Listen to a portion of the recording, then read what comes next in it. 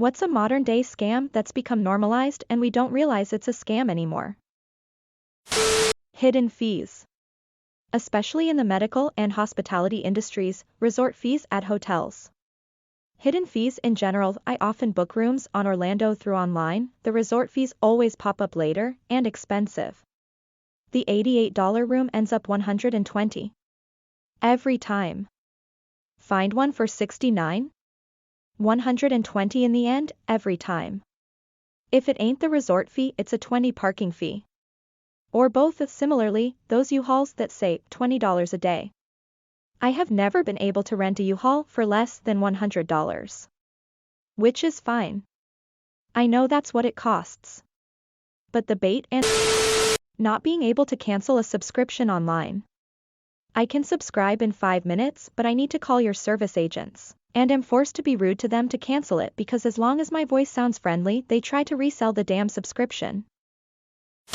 I stayed at a hotel in Boston and they had a $30 per day charge that wasn't included in the price when we booked online.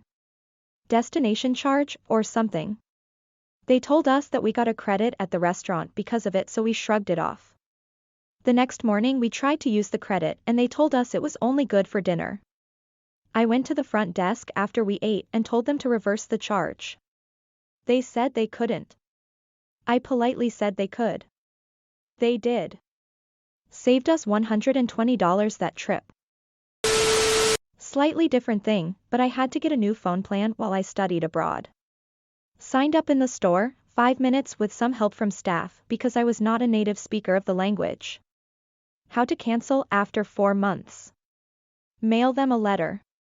In 2019, they made me mail them a letter to cancel my phone plan that I had for 1 semester of college. Most insane cancellation policy I've ever seen. Edit, for those of you asking, the company was free in France. Sounds like there are similar policies in other European countries though too.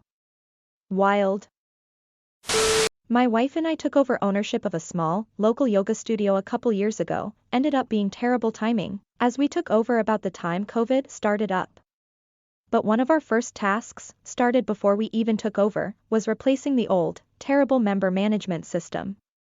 We wanted, among other things, for members to have the ability to sign up for a membership, which was easy enough, and edit or cancel their membership at will, on their own, with no interaction from us.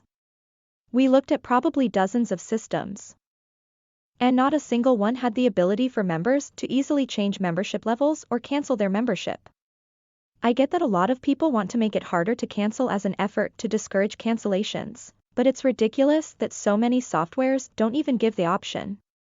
Our philosophy was to keep members by keeping them happy, not by making it a pain in the ass to cancel. Try canceling a gym membership. Some want you to prove you've moved more than 25 miles away before they'll cancel you even when your contract is up. And unless you actively cancel the contract when it expires, they'll automatically renew your contract. Everything is a sneaky small monthly subscription. This is getting ridiculous. A one-time payment for an app or game used to be fine. Now you keep paying. Terrible for the consumer. Admin fees for completely automated services. That's the point, unfortunately. Why let the consumer pay once when you can modernize everything and force them to subscribe to use your product? Bonus points for that sweet planned obsolescence that'll force them to toss the thing every year or two when it has a software malfunction. Crazy that we end up paying essentially an unlimited amount for services that don't really add much value to our lives in a lot of cases. I think we will start to see pilgrimage back to ye old Pirate Bay en masse before long. The Sydney one lets you call and ask to pay the fee without the add-ons, and they just say yeah, that's fine, just so you know. In Australia, if you use a toll road and don't have a toll account, you get sent a toll notice with an added $10 admin fee. And if you don't pay it within the requested time frame, the admin fee goes up to $20. A $2.50 toll could end up costing you $22.50. Scam. Transaction fees when using online banking. I do all the work filling out the form so a bank employee doesn't have to, yet I get charged the same. Free trial auto-renewal subscriptions, subscriptions for already paid apps, and ads for already paid subscriptions. Looking at you, Paramount Plus paid subscription that will lock you out if you're using an adblocker BC. They are attempting to show a DSMY Apartments management uses this stupid app to unlock the building's gates.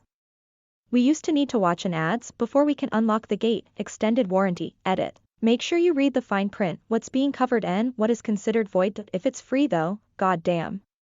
I had a TV with a free 2-year warranty and it broke after 23 months. I got a full refund. Buying tech devices for premium prices, then still having to pay subscriptions to make them actually do what they're supposed to do.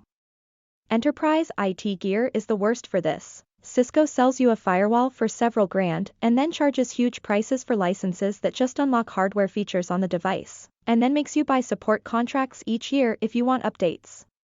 Service charge for buying cinema tickets online. I've got to pay you to buy something from you, or concert tickets. Ticketmaster charging $17 processing fee per ticket plus a $5 service fee. Like seriously? Convenience fee. Well, it's not convenient, it's the only option. Can you make it less convenient and I keep the $5? Edit. Yes, cinema tickets can be bought in person. I was more backing off that in regards to things like concerts or sport events that no longer sell at the box office. Medical insurance not covering dental or vision. Like, it's all connected, guys. If you have a badly abscessed tooth, you're likely going to need medical care, even if you have dental that covers the extraction or root canal or whatever. Charging a convenience fee for paying rent online, fuck you. It's more convenient for you, too, bitch. Where's my convenience fee? Edit. Lot of people trying to explain what this fee is to me. I know what it is. You are the people for whom it's become so normalized that you no longer see it as a scam. Edit 2. The shitty site our property managers use only allows you to pay with a card. There isn't a way to pay directly from your bank account. They charge 2%. People are still trying to explain to me how this cost is to cover the fee the credit companies charge to process payments. That's the scam, but property managers are passing the buck on to their tenants. Insurances, the only fucking business in the world who will fight you claw and teeth to deny you the product you have been paying for years. Go get ambulances in the US. The whole medical system here, really. Edit, changed America to the US. Edit 2, thanks everyone.